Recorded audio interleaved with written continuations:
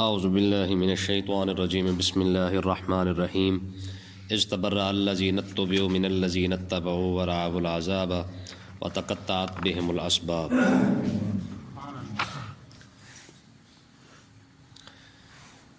آج بڑا خاص سبق ہے۔ دنیا داری کے جتنے رشتے ہیں قیامت کے دن ان کا جو حال ہوگا اس کے بارے میں یہاں بیان کیا جا رہا ہے کہ قیامت کے دن ان رشتوں کی اہمیت کیا ہوگی، اور قیامت کے دن جتنی دوستیاں، یاریاں، رشتہ داریاں جو ہم نے بنا کے رکھی ہیں ان کا حال قیامت کے دن کیا ہوگا، اور جو لیڈر حضرات ہیں ہمارے بڑے وڈیرے چودھری ٹائپ جو ہیں یہ ان کا حال یہاں پہ بیان کیا جا رہا ہے۔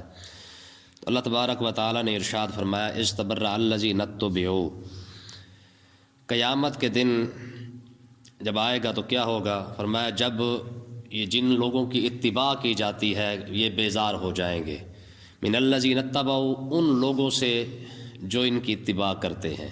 یہ تو لفظی ترجمہ ہو گیا، مطلب یہ ہے کہ قیامت کے دن لیڈر اپنے کارکنوں سے جو ہے وہ جدا ہو جائیں گے، یعنی منہ پھیر لیں گے، یعنی جن کی اتباع کی جاتی ہے، جن کی پیروی کی جاتی ہے، جن کے پیچھے چلتے ہیں، قیامت کے دن وہ لیڈر، وہ وڈیرے، وہ چودھری جو ہے وہ کیا ہو جائیں گے؟ بیزار ہو جائیں گے۔ کن سے؟ من الذین اتبعوا، اپنے کارکنوں سے۔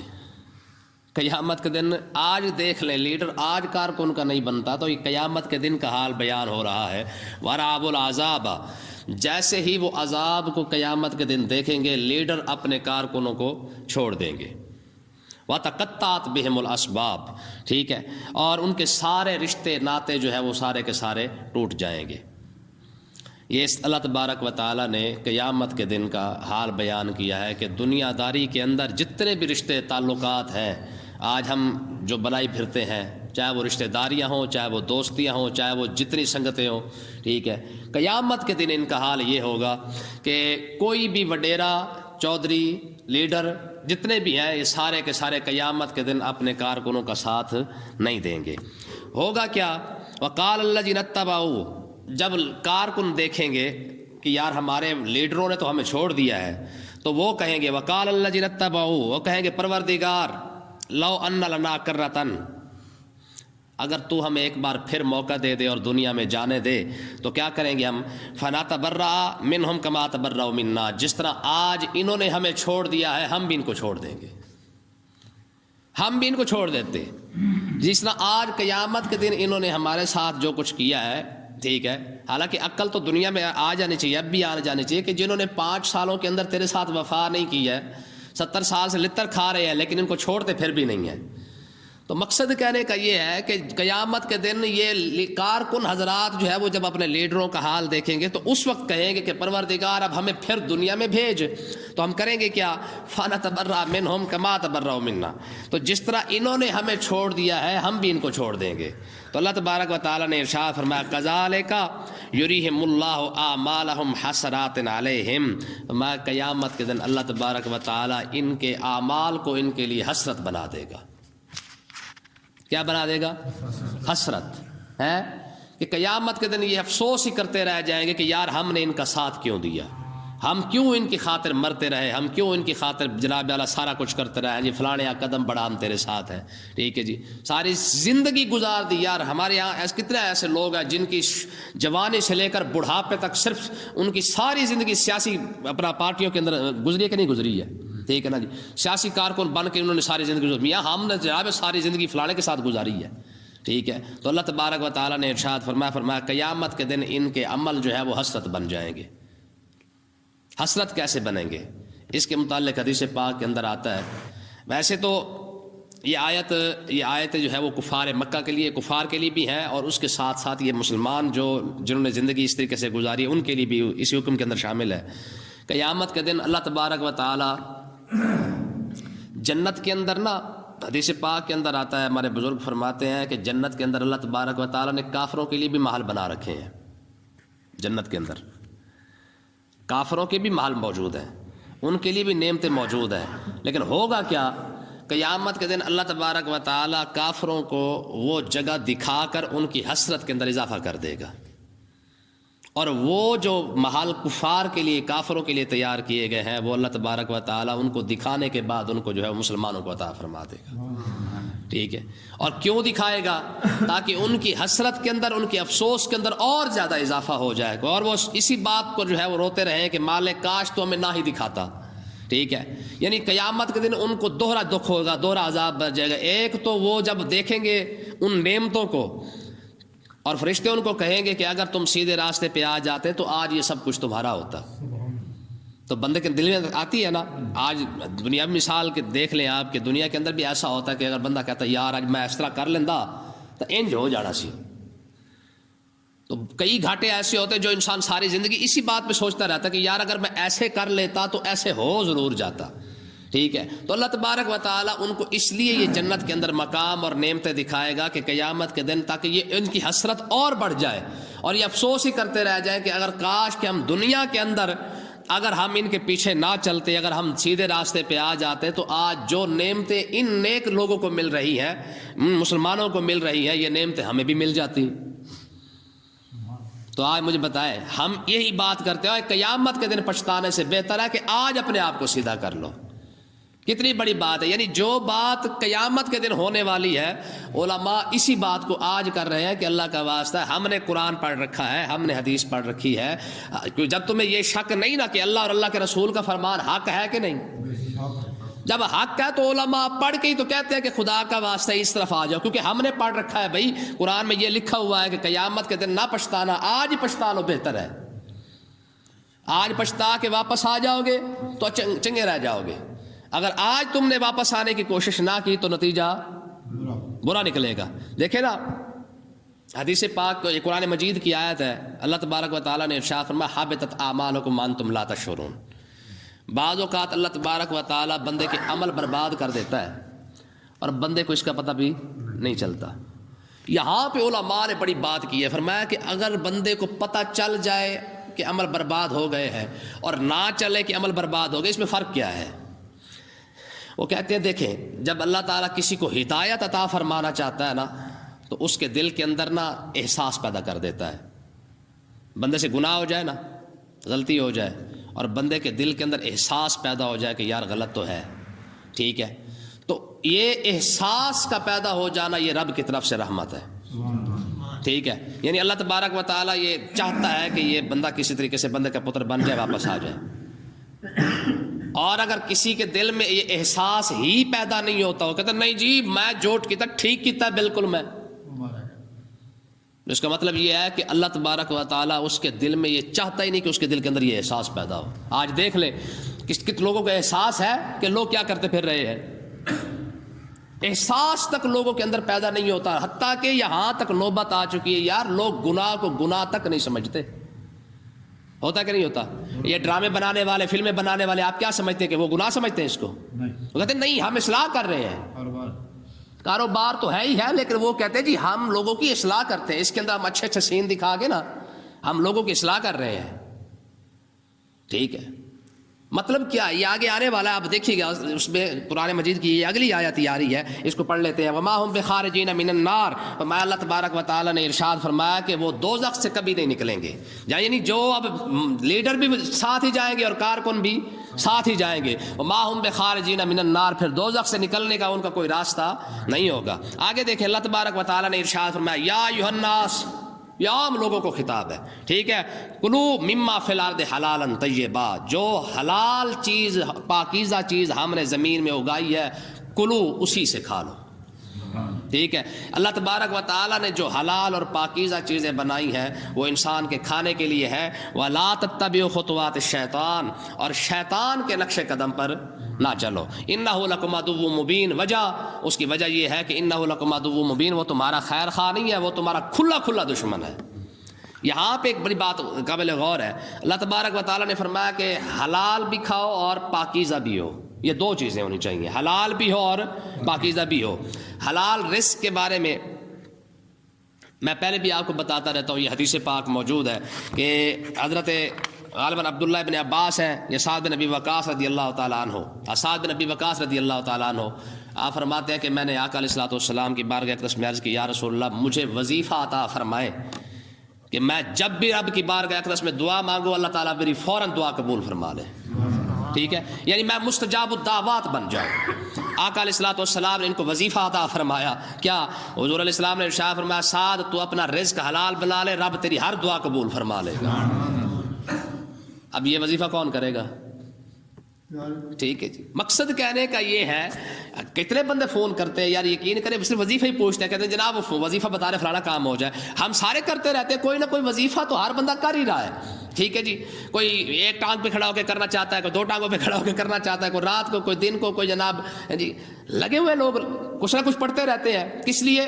کہ یار ہماری دعائیں قبول ہو جائے، ہمارے گھر میں برکت آ جائے، ہمارا یہ ہو جائے وہ ہو جائے. تو آقا علیہ الصلوۃ والسلام نے یہ وظیفہ عطا فرمایا ہے، میں تم اپنے رزق کو حلال کر لو، تم جو دعا جیسی مرضی دعا قبول مانگو گے اللہ تبارک و تعالیٰ فوراً قبول فرما لے گا.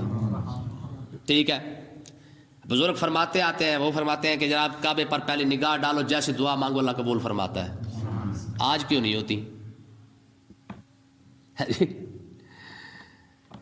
آج بھی تو کعبہ وہی ہے، سارا کچھ وہی ہے.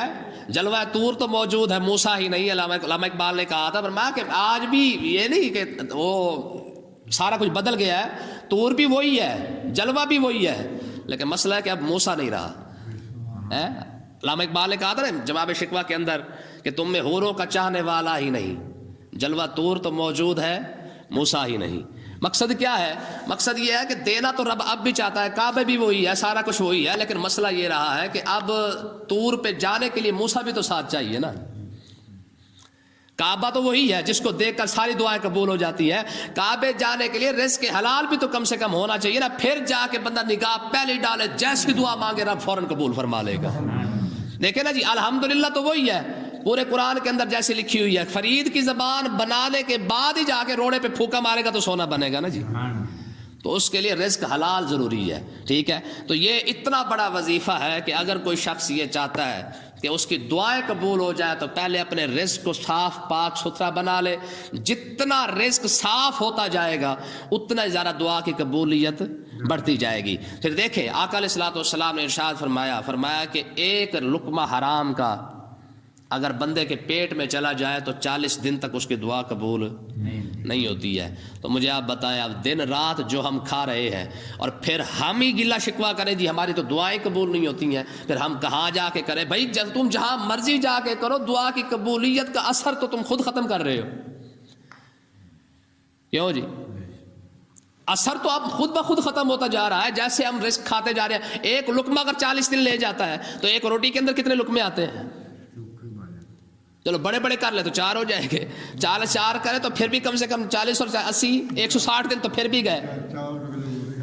مقصد کہنے کا یہ ہے کہ بھائی اگر ہم ایک لقمے پر حساب لگائیں تو پھر تو ہماری ساری زندگی کی دعائیں بھی جاتی ہیں. تو اس لیے نا جی حقیقت یہ ہے کہ سب سے بڑا وظیفہ یہی ہے کہ آپ اپنے رزق کو حلال کر لیں. پھر دیکھیں اللہ تبارک و تعالیٰ جو ہے وہ جیسی دعا جہاں مرضی بیٹھ کے قبول کریں گے ویسے قبول ہو جائے گی. پھر میرے علی شاہ صاحب رحمۃ اللہ علیہ آپ بیٹھے تھے گھوڑے پر، کہیں جا رہے تھے. ایک نا لڑکا آ گیا. لڑکا پتہ ہے کون تھا؟ عطا اللہ شاہ بخاری تھا. ٹھیک ہے. دیوبند کا بڑا چوٹی کا عالم ہے، دیوبند علماء کا. اچھا وہ کہتے جی پیر میرے علی شاہ صاحب کے پاس جا کے نا انہوں نے کہا پیر صاحب میرے لیے دعا کر دیں، کیونکہ آپ نے پیجن پھر جائز یوز ہو جاتی کسی نہ کسی پاسوں. تو کہہ رہے پیر میرے علی شاہ صاحب نا گھوڑے پہ بیٹھے ہوئے تھے، ایک ہاتھ کے اندر نا وہ کیا کہتے ہیں رکعت تھی اور دوسرا بس ابھی بیٹھے ہی تھے. تو کہتے ہیں کہ پیر میرے علی شاہ صاحب نے ایک ہی ہاتھ اٹھایا، کہا مالک اس کو عالم بنا دے. اچھا اس طرح کر ایک ہاتھ ہی پھیرا. کہتے جب واپس آیا نا تو مطلب ہے کہ میرا دل کر رہا تھا کہ میرا جو خطابت جو ہے نا پھوٹ رہی تھی. ٹھیک ہے. کہتے ہیں کہ مطلب ہے کہ اس وقت میرا دل کرتا کوئی میرے سامنے ہزاروں کا مجمع بیٹھا ہو اور میں جب پڑھنا شروع کروں تو جناب ہزاروں کا مجمع سنتا رہ جائے. اور پھر ایسے ہوا بھی ہے. ٹھیک ہے جی. اس کی خطابت پھر منی طرح نہیں رہی ہے. تو اچھا پھر یہ عطا اللہ شاہ صاحب بخاری پھر خود کہتے تھے ایک ہاتھ اٹھایا تھا، اگر دونوں اٹھا رہے تھے پتہ نہیں پھر کیا ہو جاتا. ٹھیک ہے جی.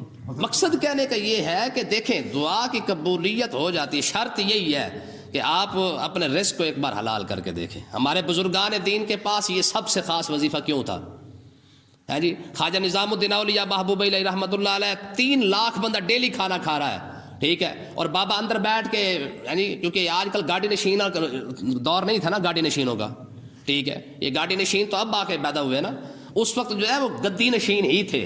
تو خواجہ نظام الدین اولیاء کے پاس 3 لاکھ بندہ بیٹھ کے کھانا کھا رہا ہے, ٹھیک ہے. کسی نے کہا بابے کو اندر جا کے دیکھے بابا آپ کون سا بکرا کھاتا ہے, اندر جا کے دیکھا تو بابا لون کے ساتھ نمک کے ساتھ کھانا کھا رہا ہے. کیوں جی؟ نمک کے ساتھ خواجہ نظام الدین اولیاء کھانا کھا رہے ہیں. اس طرح بابا فرید الدین کا حال یہ تھا. تو مقصد کہنے کا یہ ہے کہ جتنا رزق حلال ہوتا جائے گا اتنا زیادہ دعا کی قبولیت کے چانس بڑھتے جائیں گے. امام شافعی رحمۃ اللہ علیہ جب امام احمد بن حنبل کے پاس آئے نا, امام احمد بن حنبل یہ شاگرد ہے امام شافعی کے, ٹھیک ہے. تو ہوا کیا کہ امام شافعی رحمۃ اللہ علیہ نے جو ہے وہ 3-4 بندوں کا کھانا اکیلے ہی کھا گئے.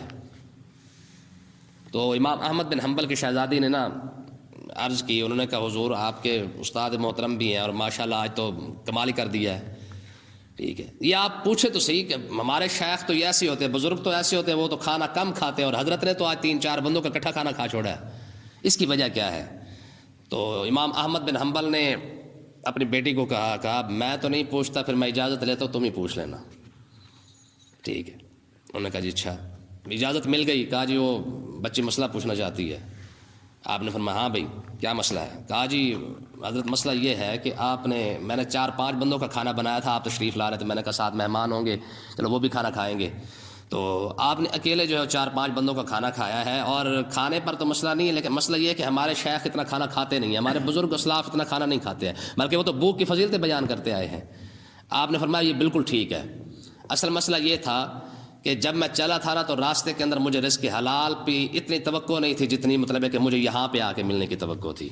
تو میں نے صرف رزق حلال کی وجہ سے آج اس لیے پیٹ بھر کے کھانا کھایا. میں نے کہا ہو نہ ہو کسی اور گھر کے اندر تو شک ہو سکتا ہے, احمد بن حنبل کے گھر کے اندر حلال کے کھانے میں شک نہیں ہو سکتا ہے, ٹھیک ہے نا جی. تو یہ بھی ہو سکتا ہے. حضرت خواجہ غلام فرید رحمۃ اللہ علیہ کوٹ مٹھن کے, آپ بھاولپور تشریف لائے تو ایک مریدنی نے آپ کو نا لسی بنا کے پیش کی, ٹھیک ہے. آپ دیکھیں بزرگوں کی نگاہ کیسے ہوتی ہے. جب وہ لسی لائے تو آپ نے جب پہلا گھونٹ بھرا نا تو آپ نے پہلا گھونٹ بھر کے ایسے رکھ کے تو آپ نے کہا شکر الحمدللہ, بڑے عرصے کے بعد ایک تہجد گزار عورت کے ہاتھ کی لسی بنی ہوئی ہے, ٹھیک ہے نا جی. یعنی جب عورت عبادت گزار ہو تو اس کا اثر کھانے کے اندر بھی شامل ہو جاتا ہے, ٹھیک ہے.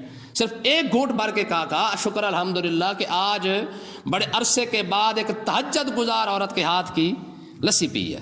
مقصد کہنے کا یہ ہے کہ جب تک ہمارے گھر کی خواتین کے جب کھانے کے اندر یہ بسم اللہ شامل ہو جاتی تھی نا, جب قرآن شامل ہو جاتا تھا, جب یہ سارے چیزیں شامل ہوتی تھی نا, پھر اس کی کھانے کی برکت جو ہے وہ کچھ اور ہوتی تھی. آج ڈرامے کا سین بھی نہیں جاتا اور کھانا بھی نہیں جاتا ہے, ٹھیک ہے جی. بلکہ کھانے کو تو گولی مارے جناب, آج تو اذان ثواب بھی نہیں جانے دیتے اور سین بھی نہیں جانے دیتے. ایسے ہوتا ہے کہ نہیں ہوتا؟ ٹھیک, اذان ہو رہی ہوتی صرف ٹی وی کی آواز بند کر دیتے تاکہ ثواب بھی نہ جائے اور سین بھی نہ جائے, دونوں اکٹھے کر لیتے ہیں نا جی. ادھر سے نگاہ بھی ڈرامے پہ لگی رہتی ہے اور ثواب بھی ساتھ ساتھ ملتا رہتا ہے تاکہ ثواب اور سین اکٹھا ہو جائے. اللہ تعالیٰ سمجھنے کی توفیق عطا فرمائے.